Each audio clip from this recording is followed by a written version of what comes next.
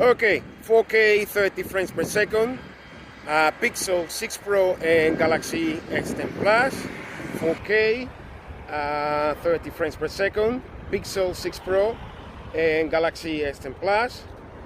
And let me pan around and check everything, video stabilization, dynamic range, sound, image quality in general.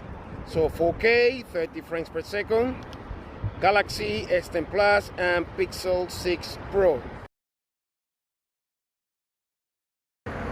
Okay, let's now jump into the 1080p 60 frames per second. 1080p 60 frames per second, Pixel 6 Pro and Galaxy S10 Plus. 1080p 60 frames per second. It looks like the Galaxy S10 Plus has a wider field of view, but not completely sure because the screen is smaller. But yeah, here we are. Let me pan around Google Pixel 6 Pro and Galaxy S10 Plus. Now at 1080p 60 frames per second, Google Pixel 6 Pro, Galaxy S10 Plus, 1080p 60 frames per second. And you let me know what you think again. Okay, let's do now 1080p 30 frames per second, 1080p 30 frames per second, Pixel 6 Pro and Galaxy S10 Plus. And I'm going to try the speech enhancement after this one at 1080p 30 frames per second. Now that it's getting a little bit windy, and as you can see, it's a noisy area. 1080p 30 frames per second, Galaxy S10 Plus and Pixel 6 Pro. At 1080p 30 frames per second, speech enhancement off on the Pixel 6 Pro. And let's try it with the speech enhancement on next.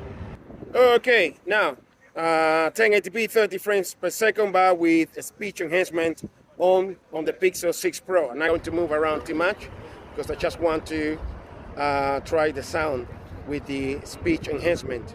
1080p 30 frames per second, Pixel 6 Pro and Galaxy S10 Plus, speech enhancement on the Google 6 Pro.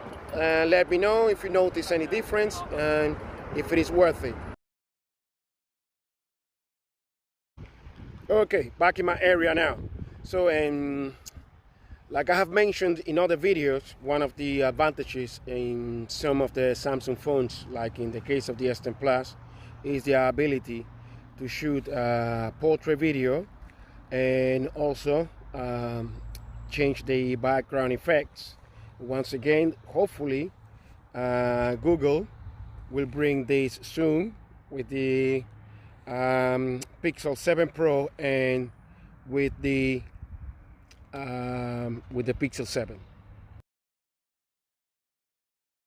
Okay, another advantage of the S10 Plus is the ability to switch cameras back and front while recording video without having to stop the recording, which is something that can be handy sometimes and that you won't find on the Pixel 6 Pro.